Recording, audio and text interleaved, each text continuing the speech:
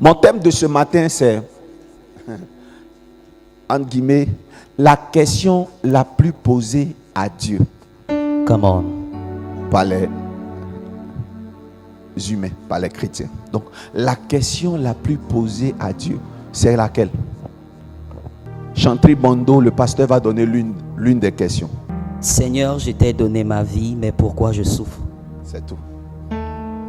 Come on. Seigneur, je t'ai donné ma vie, mais pourquoi je souffre? Ou c'est encore l'autre formule, c'est Seigneur, je suis ton enfant, mais pourquoi tant de souffrance? Chez nous en Zouglou, on dit Seigneur, est-ce que c'est nous, on t'a mis à la croix là-bas pour te chicoter? Chez nous en Zouglou, on dit, on dirait que dans tout le corps du Christ là, c'est vers l'autre côté là que nous, on nous a donné. Mais les questions là sont tellement réalistes. Est-ce qu'un père peut regarder son enfant souffrir? Alléluia. Surtout qu'il est puissant. Vous savez, cette question, n'ayant pas eu de réponse concrète, a amené plusieurs jeunes, plusieurs personnes à rétrograder. Amen. Amen. Ce n'est pas concevable dans l'esprit de certaines personnes qu'on puisse devenir chrétien et souffrir. Les gens n'ont pas encore conçu ça. C'est difficile à accepter. Je peux vous encourager à une chose ce matin. Come on, Daddy. N'acceptez jamais ça. Amen. N'acceptez même pas le message qui va tenter de vous en dissuader. C'est tellement logique. Seigneur, pourquoi je suis ton enfant? C'est pour ça que cette question-là monte devant Dieu en grand nombre. C'est une question, mais qui a une réponse. Amen. Amen. Vous êtes libre de poser la question. Mettez-vous à l'aise. Seigneur, je suis ton enfant, mais pourquoi je souffre? Je t'ai donné ma vie, mais pourquoi je souffre?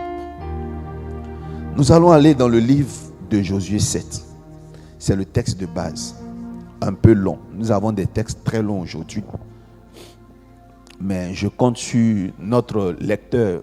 Tu sais quel est le surnom que je t'ai donné? Come on, Daddy. Depuis avant-hier. Le scribe. Amen. Tu reçois. Je te fatigue beaucoup pour que tu écrives des choses pour moi. Amen. Amen. Donc, le scribe de la MRI, un scribe prophète. Amen. Les prophètes les plus craints, ce sont des prophètes à l'époque qui savaient écrire.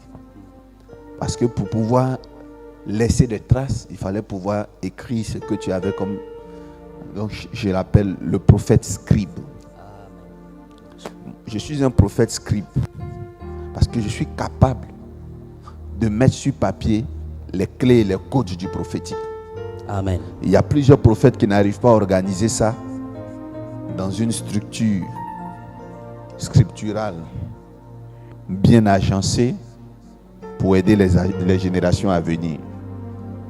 Nous allons lire Josué 7 rapidement parce que je veux finir à 9h10. Josué chapitre 7, je lis la parole de Dieu. Uh-huh. Les enfants d'Israël commirent une infidélité au sujet des choses dévouées par interdit. Les enfants d'Israël ont commis une erreur, une infidélité concernant les choses interdites. Amen. Amen. Akan, fils de Carmi, Akan, fils de Carmi, uh-huh. fils de Zabdi, fils de Zérach, Amen. de la tribu de Juda. Il est fils de beaucoup des Bété, fils de Zadi. Uh-huh. Continue. Prit des choses dévouées, et la colère de l'Éternel s'enflamma contre les enfants d'Israël. Alors, Akan a pris des choses dévouées à l'Éternel, et la colère de Dieu s'est abattue sur qui? Contre les enfants d'Israël.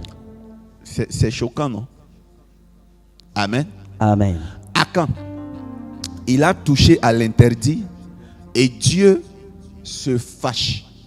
Dieu se met en colère. Dieu frappe Israël. Continue. Josué envoya de Jéricho des hommes vers Haï. Josué envoie ses soldats à Jéricho. Continue. Qui est près de Beth-Aven à l'orient de Bethel. Uh-huh. Il leur dit: Il leur dit: montez montez, et explorez le pays. explorez le pays. Et ces hommes montèrent et explorèrent Haï. Uh-huh. Ils revinrent auprès de Josué et lui dirent: Oui. il est inutile de faire marcher tout le peuple. 2 ou 3 000 hommes suffiront pour battre Haï. Parce qu'on est fort. Ne doute pas cette fatigue à tout. Ne donne pas cette fatigue à tout le peuple, car ils sont en petit nombre. Josué faisait confiance à son armée. Yes. Il est l'heure d'aller combattre. Il est l'heure de passer à l'attaque. Josué décide de prendre dit à un de ses généraux de rassembler l'armée. Mais ils sont en train de compter, donc de faire le comptage des gens qui vont partir combattre. Ils ont commencé à prendre une multitude de personnes. Il a été demandé de ne même pas se fatiguer, puisque Dieu avait donné auparavant une force extraordinaire au peuple d'Israël. Donc avec quelques commandos seulement, ils allaient détruire. Donc ils avaient beaucoup confiance. La suite va nous dire. 3 000 hommes environ se mirent en marche, Uh-huh. mais ils prirent la fuite devant les gens d'Aï. Yes. Les gens d'Aï leur tuèrent environ 36 hommes. Ils les poursuivirent depuis la porte jusqu'à Shebarim. Alors les gens, les soldats de Haï, ils n'étaient pas nombreux. Une poignée de personnes. Ils vont commencer à chasser 3000 juifs. 3000. C'est-à-dire que Josué même avait considéré que ce n'est rien, 3000. Mais quand ils sont arrivés, ils ont eu ce même nombre divisé par 100. C'est ça. C'est ça, non? Yes. Vous savez, c'est choquant. Ils sont sortis du camp adverse en fuyant. Jamais dans l'histoire d'Israël, jusqu'à Josué, il y avait eu un tel désastre. La suite. Le peuple fut consterné et perdit courage. Oui. Josué déchira ses vêtements et se prosterna jusqu'au soir, le visage contre terre devant l'arche de l'Éternel. Devant le coffre. Lui et les anciens d'Israël. Oui. Et ils se couvrirent la tête de poussière. Il se couvrit la tête de poussière. Josué dit: Josué dit: ah Seigneur éternel, ah, pourquoi as-tu fait passer le Jourdain à ce peuple pour nous livrer entre les mains des Amoréens et nous faire périr? Oh, si nous eussions su rester de l'autre côté du Jourdain. De grâce, Seigneur, que dirais-je après qu'Israël a tourné le dos devant ses ennemis? Les Cananéens et tous les habitants du peuple l'apprendront, ils nous enverront et ils feront disparaître notre nom de la terre. Et que feras-tu pour ton grand nom? L'Éternel dit à Josué: lève-toi. Pourquoi restes-tu ainsi couché sur ton visage? Israël a péché. Ils ont transgressé mon alliance que je leur ai prescrite. C'est pourquoi Israël ne gagne plus la guerre.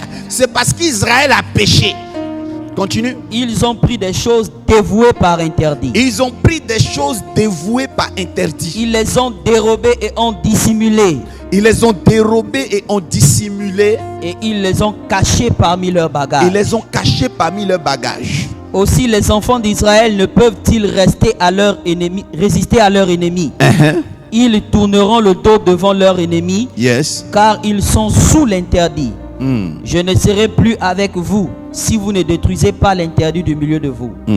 Lève-toi. Lève-toi. Sanctifie le peuple. Sanctifie le peuple. Tu diras: sanctifiez-vous pour demain. Sanctifiez-vous pour demain. Car ainsi parle l'Éternel. Car ainsi parle l'Éternel. Le Dieu d'Israël. Le Dieu d'Israël. Il y a de l'interdit au milieu de toi. Il y a de l'interdit Israël. au milieu de toi, Israël. Tu ne pourras résister à tes ennemis jusqu'à ce que vous ayez ôté l'interdit du milieu de vous. Vous approcherez le matin selon vos tribus. Et la tribu que désignera l'Éternel s'approchera par famille. Et la famille que désignera l'Éternel s'approchera par maison. Et la maison que désignera l'Éternel s'approchera par homme. Celui qui sera désigné comme ayant pris de ceux qui étaient dévoués par interdit sera brûlé au feu. Lui et tout ce qui lui appartient pour avoir transgressé l'alliance de l'Éternel et commis une infamie en Israël. Josué se leva de bon matin et il fit approcher Israël selon ses tribus. Et la tribu de Juda fut désignée. Il fit approcher les familles de Juda et les familles de Zérach furent désignées.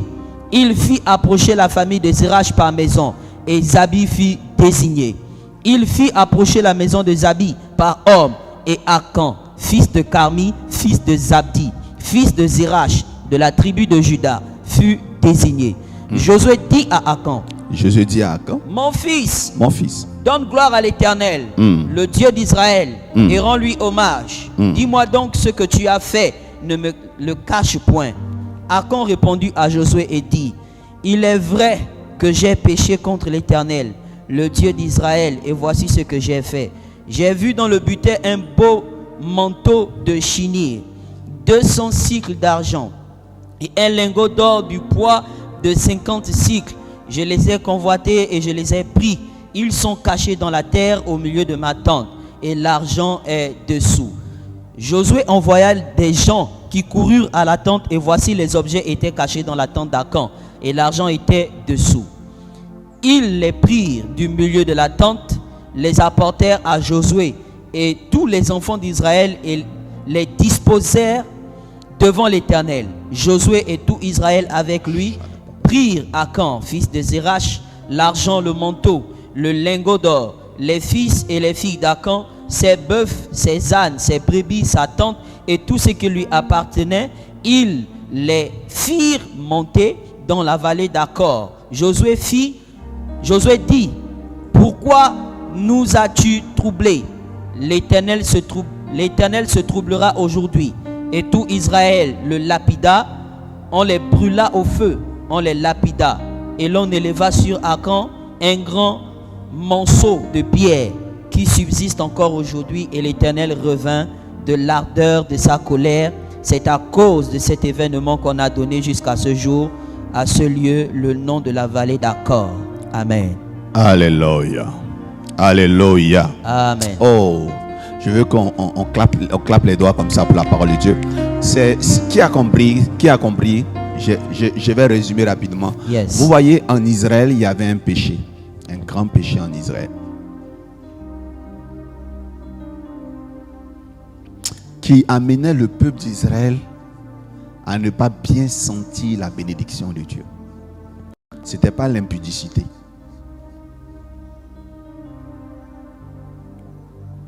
Je ne dirais même pas le vol. Dieu avait juste voué à l'interdit. Il dit ça là, on ne touche pas. Amen. Amen. Vous savez, Josué et le peuple d'Israël devaient aller à Canaan. C'est tout un territoire composé d'une dizaine de villes. La première ville était Jéricho. Et à Jéricho, ils ont eu la victoire. Mais seulement que Dieu a dit, Jéricho, là, tout ce que vous allez avoir comme butin, ce n'est pas pour vous. En fait, le véritable problème d'Israël, ce jour-là, était une personne du nom de Akan. Ce que Dieu a interdit, il est allé toucher. Il a négligé, il a méprisé. Et bien que le peuple d'Israël vivait bien, il ne pouvait plus gagner de combat. Parce qu'un seul élément de leur corps avait touché ce qui était voué à l'interdit. Alors Josué est allé se prosterner avec les autres anciens du peuple pour demander pardon à Dieu. Mais qu'est-ce qu'on a fait? On a donné notre vie pour toi. On a combattu, on a vaincu pour toi. On est sorti de l'Égypte pour toi. Ce message n'est pas pour quelqu'un qui vit dans le monde. Ce message n'est pas pour un païen comme les gens le disent. Yes. Ce message est pour celui-là même qui a choisi Christ comme sauveur. Alléluia. Amen. Ce message n'est pas pour un pécheur. Ce message au contraire est pour un saint comme toi. Pour quelqu'un qui a accepté Jésus. Je vais te choquer ce matin. Choque-nous, papa.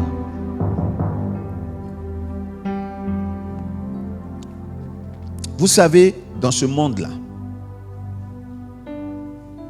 on veut tous être sauvés, mais aussi on veut réussir dans la vie. Vrai ou faux? C'est vrai. On a nos amis qui vont chez des marabouts. Quand elles arrivent là-bas, Elles vont au fin fond des féticheurs, de divo, de korogo. Amen. Amen. Mon épouse me disait un jour que tu as des stéréotypes. À chaque fois que tu parles des marabouts, tu dis au nord. Il ne faut pas attaquer les gens du nord comme ça. Ce n'est pas là-bas seulement qu'il y a marabout. C'est pour ça qu'il y a mis le divo aujourd'hui. Amen. Voilà, pour équilibrer. Elle est vers le nord. Donc à chaque fois qu'on dit les marabouts du nord, je sais que ça la chiffonne. Donc aujourd'hui, j'ai dit, donc les gens ils vont chez les marabouts de Daloa et du nord. Et ceux des Hébriers ici. Mais vous savez, quand ils arrivent là, c'est ta camarade. Aujourd'hui, elle t'annonce, elle t'appelle, viens, on va aller chercher maison. Elle a une caution de maison dans la main. Elle a son bail. Tu lui dis, tu as eu ça où? Au lieu de te dire le nom de son gars qui lui a donné, elle te dit, je suis allé chez un marabout. Au lieu de te dire, non, j'ai eu du travail. Parce qu'elle sait que le travail là, c'est la conséquence d'un acte spirituel qu'elle a posé. Vous comprenez? Come on. Les jeunes filles que vous voyez là, elles sont dans des foyers. Le monsieur était marié. Il aimait sa femme. Il a abandonné sa femme. Il a abandonné ses enfants.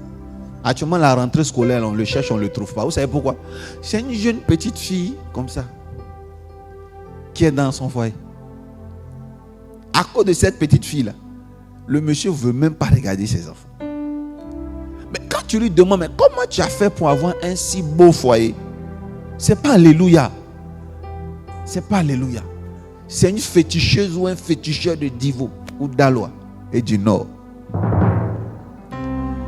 qui a fait un bon travail pour. Vous savez, en général, ce genre de témoignage-là, on s'en fout. Quand on dit, non, je suis allé voir un féticheur, maman, elle m'a fait un beurre de karité pour frotter mes seins, pour frotter mes fesses, pour que je puisse avoir mari. Au début, tu dis, oh ma soeur, ça c'est pas une bonne chose, ça c'est le diable. Oh ma soeur, ça c'est les trucs, non, sors dedans, il n'y a rien dedans. Au début, tu es zélé. 1 an, 2 ans de conversion, 3 ans, ça commence à chauffer sur toi. Tu ne peux plus payer le loyer, on te chasse. Tu es obligé de retourner en famille. Tu n'as même pas envie de voir le visage de ta tante ou de ta maman encore, avec tes frères impolis là. Donc tu es là, sujet de prière à l'église. Ah papa, c'est chaud, actuellement je n'arrive plus à payer la maison, je dois quitter, je ne vais pas retourner en famille, il y a tout, la sorcellerie, tout et tout. Donc tu es en ça. Et puis le pasteur te dit, non ma fille, t'inquiète pas, ça va aller. Ça va, vous comprenez un peu? Come on. Tu donnes un petit jeune Esther, tu jeûnes, mais le problème est dû. Est-ce que vous savez que c'est en ce moment-là que tu vas te souvenir d'une voix douce de ta camarade il y a 3 ans qui te parlait du féticheur de Divo?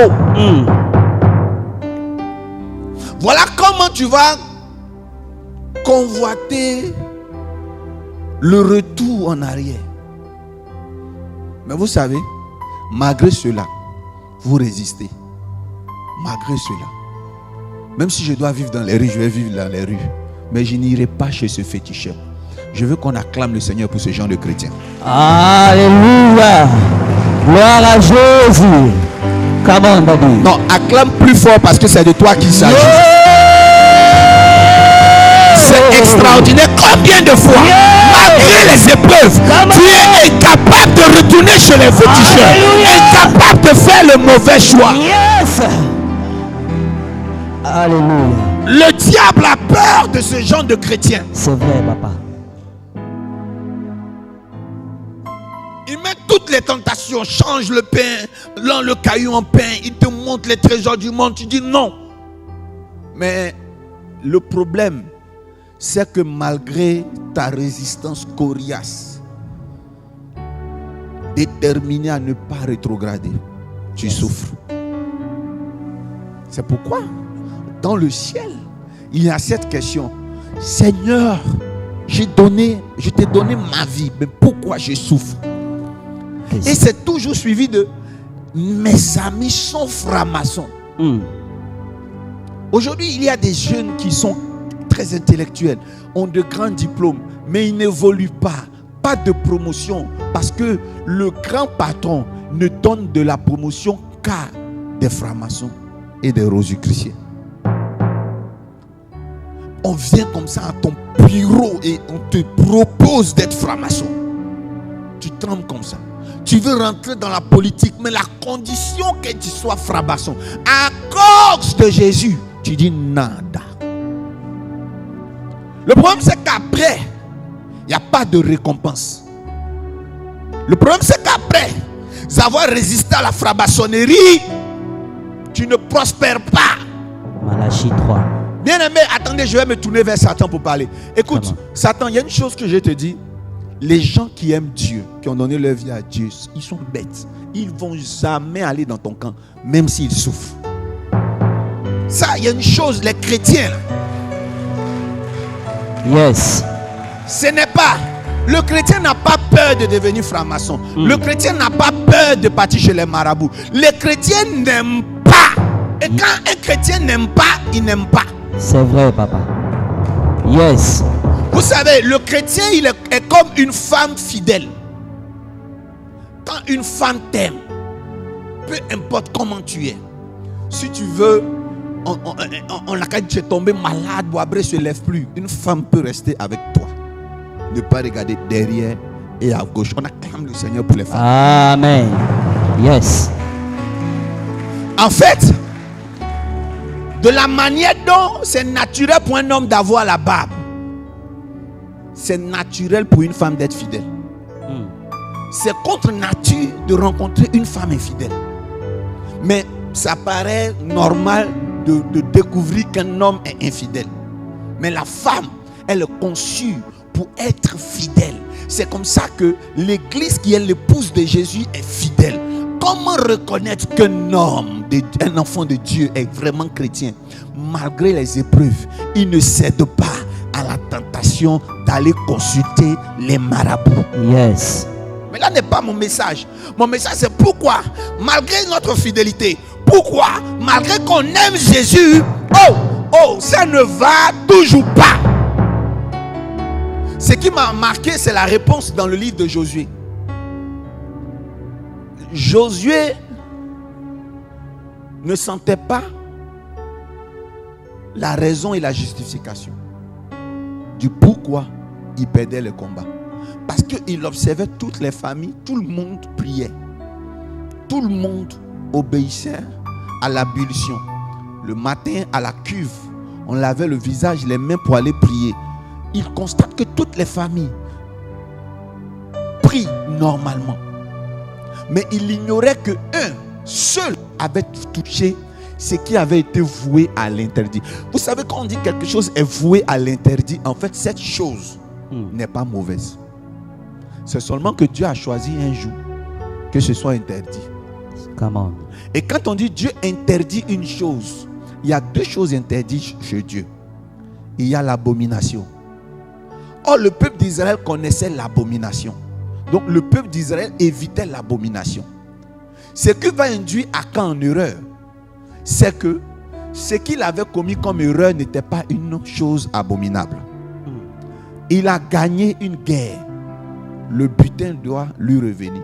C'est la loi de la guerre. Yes. Mais sauf que, exceptionnellement, pour Jéricho, le peuple d'Israël ne devait pas toucher ce qu'ils avaient gagné comme butin dans cette ville. Vous savez, ça vient de quoi? La loi des prémices. Un secret en Israël. Un secret chez les enfants d'Abraham, donc les musulmans. Ils ne touchent pas les prémices de l'Éternel. Vous savez, Israël devait conquérir 10 villes. La première ville était Jéricho. Dieu dit ne touchez pas les prémices. Vous allez gagner la guerre, mais ne touchez même pas 5 francs. Reversez tous dans le coffre. L'âge de l'Éternel, son autre nom, c'est le coffre. On dit tout ça doit revenir, même les bœufs doivent revenir à Dieu. Maintenant, quand vous finissez de donner les prémices là, le reste là, toutes les guerres là, c'est pour vous. Yes. Comment? Come on. Mais quelle est la cause du problème d'un chrétien?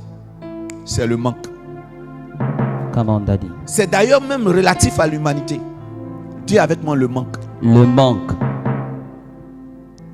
Quand nous revenons dans le texte de Josué 6, vous allez comprendre que Dieu n'est pas. Il y a des péchés. Tu peux être dedans. dedans et Dieu te donne des faveurs. Josué 6, verset 16, 17, 18. On va aller à 19.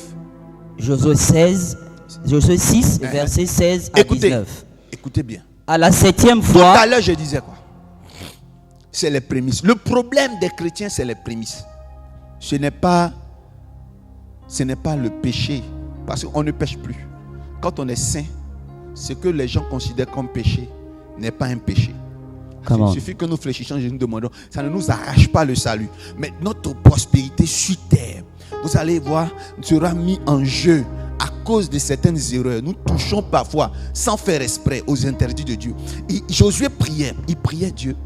Seigneur, mais on a fait quoi? Et le Seigneur lui dit, quelqu'un a touché ce que j'ai voué à l'interdit. Nous sommes souvent là, en train d'adorer Dieu dans la précarité. Mais nous refusons de voir. Non, nous voulons voir, mais nous n'arrivons pas à voir le vrai problème. Nous sommes en train de faire des repentances des Seigneur, pardonne-moi mon péché d'avant. Quand j'étais élève, j'ai cherché une petite fille avec mes camarades. Après les classes au CM2C, on était là-bas, on a fait des choses bizarres. Seigneur, je te demande pardon avant, on se cachait sous les palmiers pour aller boire Bangui. Toutes ces repentances que tu fais, malgré que tu les fais, ta vie est pareille. Vrai ou faux? Vrai. Ça veut dire que ton problème n'est plus au niveau du péché des mœurs. Ton problème est au niveau de est-ce que tu n'as pas touché par hasard ce que Dieu a voué à l'interdit? Quand Dieu voue quelque chose à l'interdit, en fait c'est parce que cette chose lui appartient. Les chrétiens ont des problèmes parce qu'ils aiment toucher à ce qui appartient à Dieu. Et je vais y arriver. Donc nous allons dans Josué 6, verset 16. À la 7e fois. À la 7e fois, comme les sacrificateurs sonnaient des trompettes. Josué dit au peuple. Poussez des cris, car l'Éternel vous a livré la ville. Verset 7 et verset 17. La ville sera dévouée à l'Éternel par interdit. Voilà. Elle et tout ce qui s'y trouve. Jéricho sera voué à interdit. Elle et tout ce qui s'y trouve. Mais on laissera la vie à Rahab la prostituée. On laissera la vie à qui?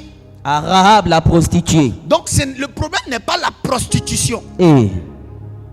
Comment on a dit? Parce que les chrétiens d'aujourd'hui ne laissent pas vivre les prostituées. Quand tu regardes leurs propos acerbes contre les homosexuels, tu sens que si Dieu leur donnait la place, il reste qu'une semaine, il allait avoir un génocide humain. Il y a des chrétiens, si tu leur demandes qu'est-ce qui doit être réservé à un homosexuel, il va te dire qu'il meurt. Comment, papa? Tu ne peux pas avoir un cousin, un neveu homosexuel dans ta famille et puis souhaiter la mort des homosexuels. C'est vrai. Peut-être que tu n'en as pas.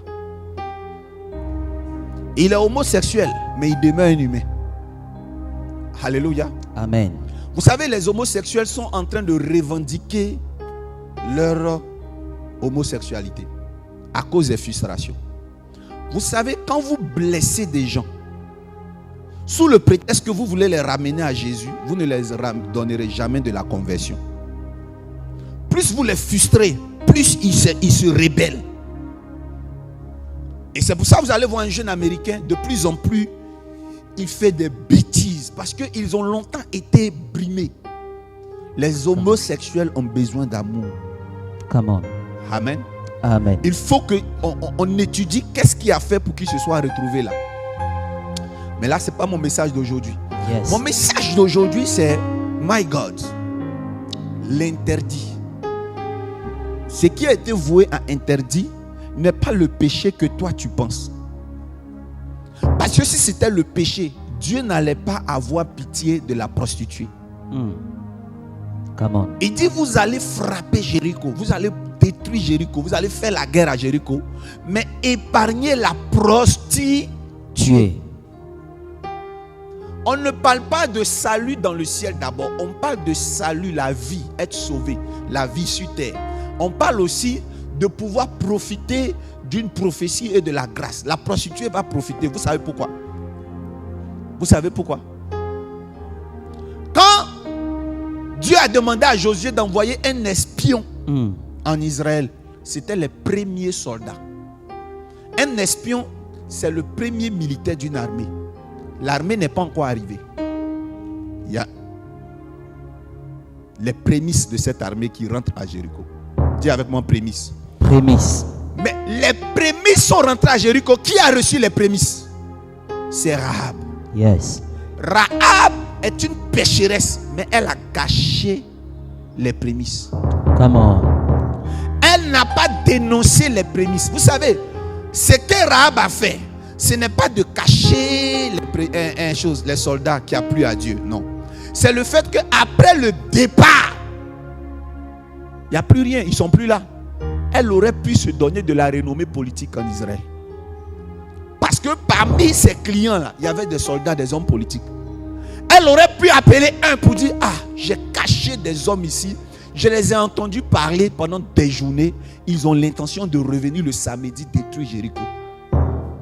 Yes. Mais elle s'est tue. Elle n'a rien dit. Vous savez ce qu'elle a fait? Pendant que les prémices des soldats retournaient, elle a pris une grappe de raisin. My God. Vous savez, dans la maison de la prostituée, il y a deux choses qu'elle offre. C'est les raisins et le vin. Mais elle a pris de ce qu'elle avait. Elle a donné aux soldats. Yes. Afin que les soldats partent. Elle n'était pas obligée de le faire. Mais en retour, quand Dieu venait frapper Jéricho, il a dit: frappez tout, mais ne touchez pas à la prostituée. En fait, ce qui me marque, c'est que le Seigneur dit aux soldats: tout ce que vous allez gagner comme bœuf, vous allez gagner comme argent, ne mangez pas, ça m'appartient. Quelqu'un me comprend? Yes. Et le Seigneur dit: en plus des bœufs et de l'argent, ne touchez pas la prostituée, elle m'appartient. La prostituée là, vous savez que Rahab est la grand-mère de Jésus. Il y a des choses que vous voyez impues, dont Dieu a l'intention de se servir pour révéler sa gloire. Il y a des choses que vous jugez malpropres, mais à cause d'un acte symbolique, Dieu dépose sa couverture sur cette chose. Dieu, oh my God, Dieu pose son onction, son sceau sur cette chose. Amen. Regarde, peu importe ce que tu es, ce que les gens disent que tu es, peu importe le fait que tu as un fils, que tu n'arrives pas à arrêter ses dû, mais parce que tu sais ne pas mépriser les prémices de l'Éternel, Dieu tisse alliance avec toi.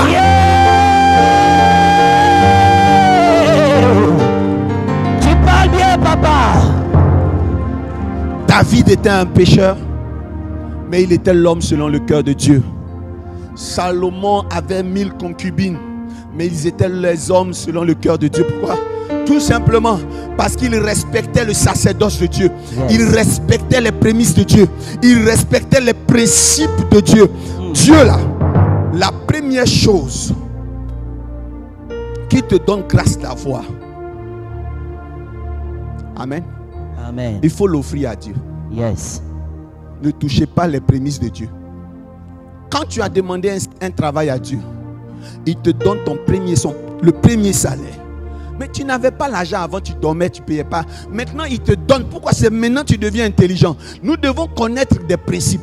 Et les musulmans ont compris cela. Les musulmans, oh my God. Come on, Daddy. Saint-Esprit. My God, elle est guérie au nom de Jésus. Elle pourra dire maman. Elle pourra dire maman. Elle pourra dire maman. Elle pourra formuler des phrases. Elle va commencer l'école et aller plus loin que ça. Elle va être plus tranquille du moins. Oh my God, Seigneur, souviens-toi d'elle. Souviens-toi de cette femme. Est-ce que vous me permettez de prier pour l'enfant juste après Amen? Yes, Daddy. Juste après Amen, qu'elle vienne. Est-ce que je peux prêcher? Yes, Daddy. Parle. Elle a compris ce principe-là. Yes. Elle s'est levée, elle dit non, moi, voilà ce qui se passe dans ma maison. Il faut que je prenne cela. Les prémices, ton premier salaire, ou bien le premier bonheur qui t'arrive, tu dois prendre ce bonheur-là au sérieux. Une prostituée, je peux parler? Parle, papa. Une prostituée, elle était prostituée depuis la jeunesse. Depuis ses premières menstrues, elle était prostituée. Vous savez, c'est une qualité de vie qu'une prostituée n'a jamais dans sa vie. C'est de réussir à dormir avec un homme dans sa maison du matin jusqu'au lendemain. Elle n'avait jamais connu d'homme chez elle. En Israël, une prostituée n'a pas d'amis, elle n'a pas d'invités. C'était des premiers fonctionnaires qui avaient rendu visite à la prostituée. Elle n'avait jamais reçu garçon chez elle comme ça. Et puis les garçons arrivent, elle leur fait du café. Parce qu'elle n'a jamais connu cette joie de recevoir une famille. C'était sa première famille qu'elle recevait. Regarde, je peux vous parler d'une chose. Et c'était sa première fois qu'un homme dormait chez elle sans lui faire l'amour. Elle a dit, Seigneur, cette vie-là, je veux qu'elle se répète dans ma vie. Regarde, Seigneur, comment je suis belle. Mais ils ont dormi chez moi sans chercher ma chair. Ils ont dormi chez moi en m'appréciant à ma juste valeur. Je ne les toucherai pas. Regarde, elle leur a donné vous êtes de vrais hommes. Seigneur, que ce genre d'hommes reviennent dans ma vie. Vous savez, au lieu de recevoir encore 3 hommes dans sa vie, au lieu de recevoir 2 espions dans sa vie, au lieu de recevoir des garçons dans sa vie, Dieu a fait mieux. Dieu a dit, je serai ton mari. On ne touche pas à cette femme. Regarde, je vais dire à une personne, ce que tu fais de la première chose que tu reçois dans ta vie détermine ce que tu seras demain.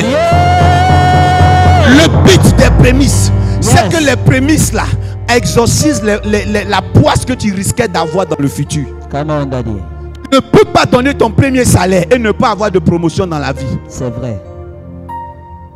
Dieu t'a donné ce travail, regarde comment tu souffres. Ça fait 20 ans de service, tu n'as pas encore construit une maison chez toi au village. C'est pas bon. Mais pourquoi? Parce que tu n'as pas eu la culture des prémices. Dieu dit on ne touche pas à ce qui va être à Jéricho. Première ville que vous avez conquérie là, ne touchez pas. Mais malheureusement, Akan, fils de Zabdi, ce petit bêté là, il a touché à l'interdit. Maintenant, pourquoi il a touché à l'interdit? Psychologie. Le peuple d'Israël a duré 40 ans dans le désert. Vrai ou faux? Vrai. Ils mangeaient la même nourriture. Aucun magasin. Sur la route, il n'y avait pas. C'est-à-dire, ils portaient les mêmes vêtements, les mêmes paires de souliers. Ils n'ont pas vu l'argent comme ça. Pendant 40 ans, ils n'ont pas connu la prospérité. Ils arrivent à Jéricho. C'est difficile. Ton premier salaire, Dieu dit, regarde ça comme ça. Tu regardes en arrière. 40 ans de caille.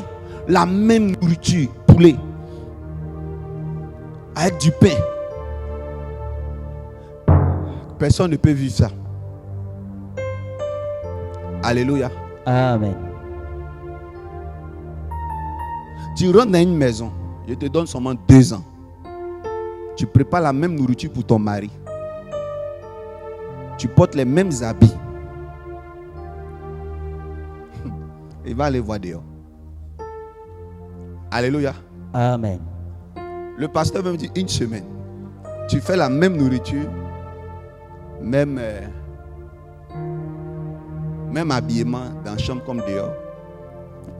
Il y a une femme sénégalaise qui a détourné sa tête. Quelqu'un a dit Amen. Amen. Le peuple d'Israël est resté fidèle. Yes. Ils ne se sont pas retournés en Égypte. Les mêmes poulets là, ils mangent. Même. Non, ils sont déjà. C'est-à-dire, au lieu de tuer, Dieu devait les récompenser. Parce qu'ils ont été fidèles pendant 40 ans. Mais quand l'enfant déjà dit, quand il a vu la prospérité, vous savez, il n'a pas pu résister. Parfois, c'est le manque qui fait que nous touchons à ce que Dieu a voué à l'interdit. C'est vrai. Quand tu regardes les difficultés de ta famille, tu ne peux pas payer régulièrement ta dîme. On a bien envie de vous comprendre. Mais vous aussi comprenez Dieu. De ce pourquoi vous allez être sauvés et vous ne serez pas forcément les premiers dans ce monde. Alléluia. Amen. C'est-à-dire quand tu reçois ton salaire, tu regardes ton loyer, tout, canal que tu dois payer, l'électricité, tu ne peux pas payer la dîme. Akan avait trop souffert pour se contenter, c'est-à-dire pour se contenir. C'est vrai. On peut aimer Dieu. Yes. On peut être chrétien et souffrir à cause de cette faille. Les musulmans, les juifs ne jouent pas avec les prémices de Dieu. Ils ne jouent pas avec le premier salaire. Ils ne jouent pas avec le premier né qui naît. Je vais vous donner des secrets. Je peux vous donner un secret. Yes, je vais vous donner ça à la fin. Parce qu'il y a quelqu'un qui dit non, ce n'est pas rationnel. On ne peut pas être un bon chrétien et puis souffrir tant? Ça, c'est la question qu'on se pose. Mais allons dans le livre de Luc.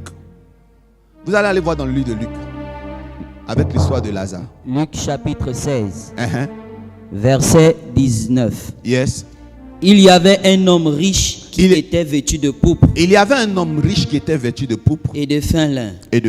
Et qui chaque jour menait joyeuse et brillante vie. Yes. Un pauvre nommé Lazare était couché à sa porte couvert d'ulcères. Un pauvre nommé Lazare dormait comme un vigile devant la porte. Et désirait de se rassasier des miettes qui tombaient de la table du riche. Il désirait de se rassasier des miettes. Et même les chiens venaient encore lécher ses ulcères. Les chiens venaient lécher. Oui, vas-y. Et le pauvre mourut. Il est mort. Et il fut porté par les anges dans le sein d'Abraham. Amen. Amen. Le riche mourut aussi et il fut enseveli. Que Dieu vous bénisse. Amen. Vous savez, le pauvre là, c'est un enfant de Dieu ou pas? C'est un enfant de Dieu. Quand il est mort, est-ce qu'il allait en enfer? Non, Daddy. Il est allé comment? Dans le sein d'Abraham. Cette histoire là, d'autres appellent ça une parabole. Mais le Seigneur en a parlé exprès.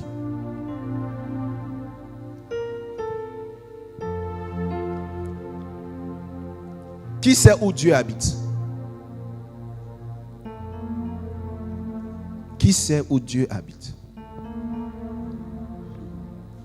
Personne ne peut aller serrer les cols de Dieu quand il y a une plainte. Dieu, il est sage. Parce qu'il montrait son domicile.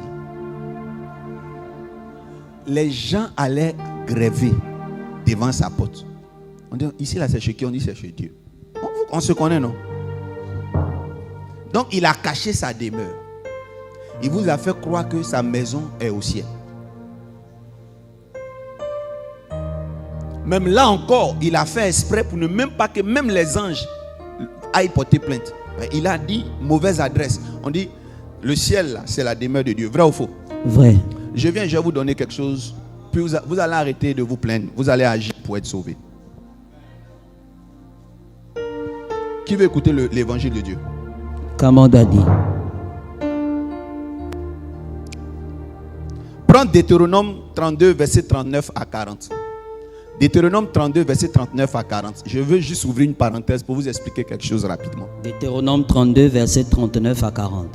Sachez donc que c'est moi qui suis Dieu et qu'il n'y a point de Dieu près de moi. Sachez que c'est moi.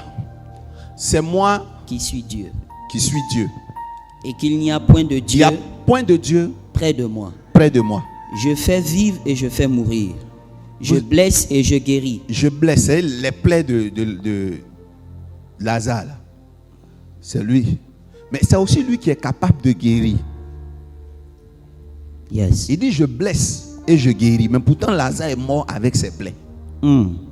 Continuez. Et personne ne délivre de ma main.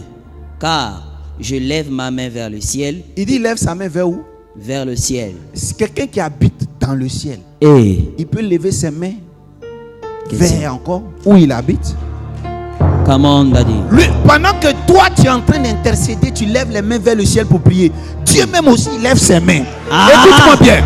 My God, est-ce que je peux parler à une personne? Parle Daddy. Pendant que tu es en train d'exprimer tes besoins à Dieu, Dieu a des besoins. Pendant que tu es en train d'expliquer tes problèmes à Dieu, Dieu il prie aussi. Décompose. Dieu a ses besoins. Vous savez, c'est pourquoi mon Dieu. Je peux parler à une personne? Comment? Vous savez, Dieu a des mains. Mais Dieu aime les bijoux. Dieu aime l'or. Dieu aime le diamant. Mais Seigneur, tu m'excuses de ce que je vais dire. J'ai le sentiment que les mains de Dieu ne sont pas aptes, capables de prendre le diamant pour ramener à lui. Donc il a formé des ouvriers. Il leur a dit, je vous forme de chair. Ma main ne peut pas prendre les trésors du monde. Mais vous, je vous donne une force. Allez conquérir le monde, mais donnez ma part, prenez votre part. Alléluia.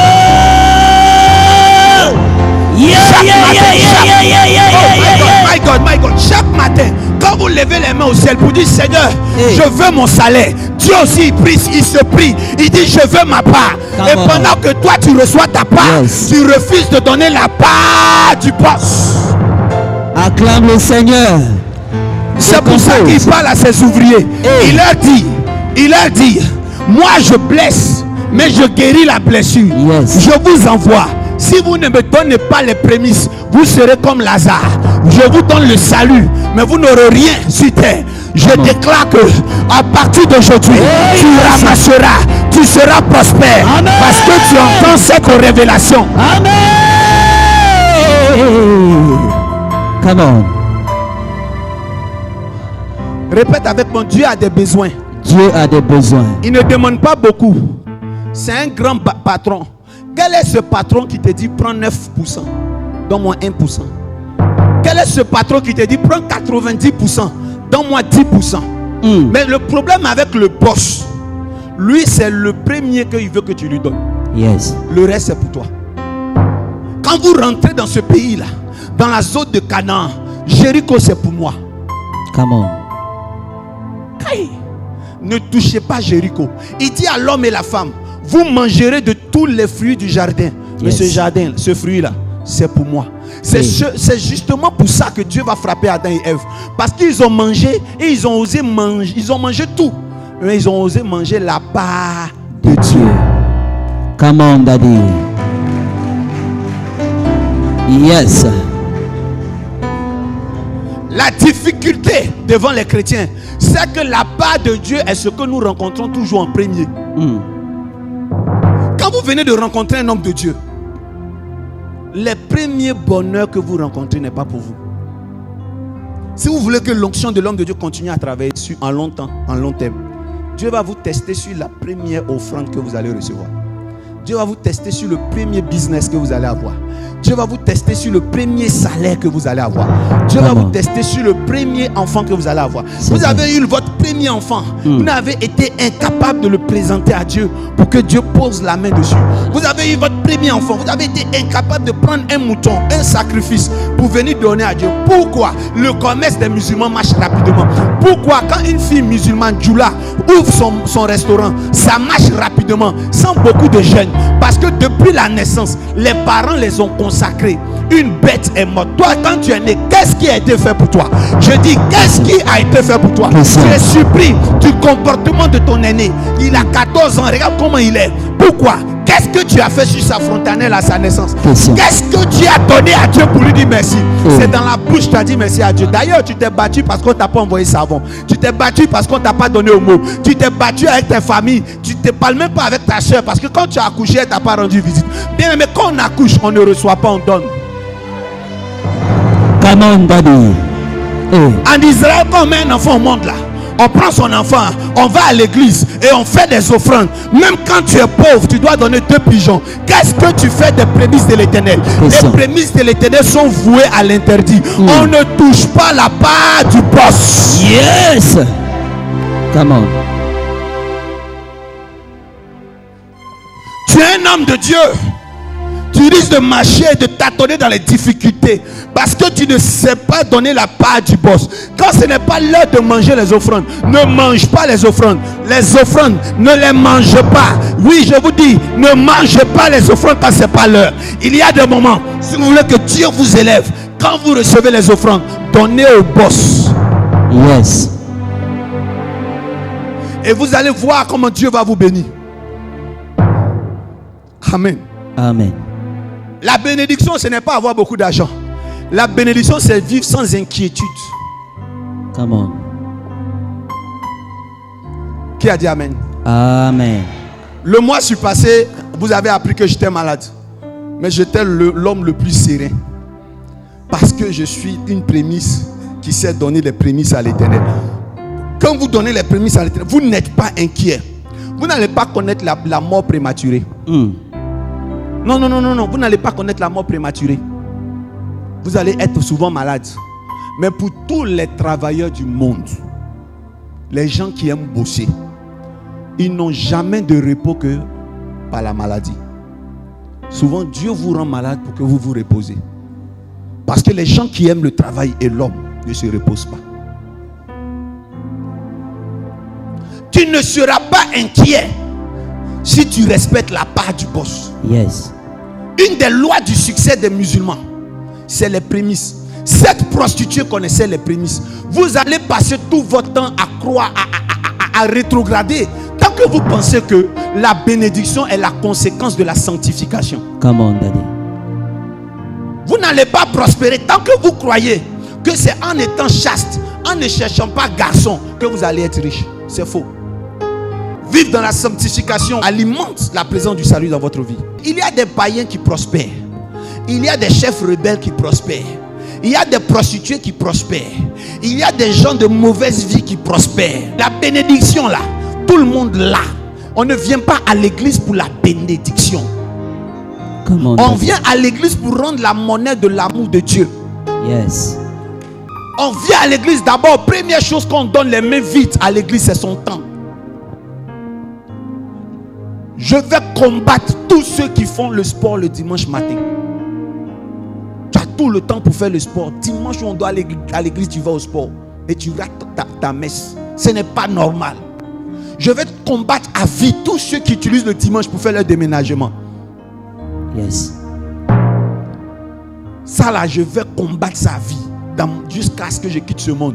Je ne serai jamais d'accord avec quelqu'un qui attend le dimanche pour faire un déménagement. Écoute, même si tu travailles samedi, tu vas faire ton déménagement après ton travail à 2h du matin. Il n'y a pas de feu. Mais tu ne touches pas au temps de Dieu. C'est le temps du boss. Amen. Yes. Come on. D'abord les mains vides. Quand tu es pauvre, une des choses que tu dois offrir à Dieu, c'est ton temps. Amen. Donnez votre temps à l'œuvre de Dieu. Amen. Vendez, vous sacrifiez votre temps. Dieu ne vous demande pas de faire un sacrifice humain. Dieu vous demande de donner de votre temps. Donnez de votre temps. Donnez ce temps. Donnez-le à Dieu. Donnez de ce temps. Vous allez réussir. Commencez. Regarde, les Américains l'ont compris. Time is money. Tu sais gérer le temps, tu es riche. Tu sais gérer le temps, tu es prospère. Tu sais gérer le temps. Comment? Comment? Vous savez, le temps, c'est l'élévation. Vous allez voir, l'aiguille de la seconde est l'aiguille la plus rapide. Elle court la plus vite. Après, c'est les minutes qui courent plus vite. Mais l'heure, c'est ce que tout le monde regarde. On ne demande pas il est quelle seconde. On demande il est quelle heure. Et si vous voulez qu'on vous respecte, respectez le temps. Yes. Venez à l'église à l'heure. Comment? Venez même, laissons l'heure même. Aimez Dieu en venant, en donnant de votre temps à Dieu. Amen.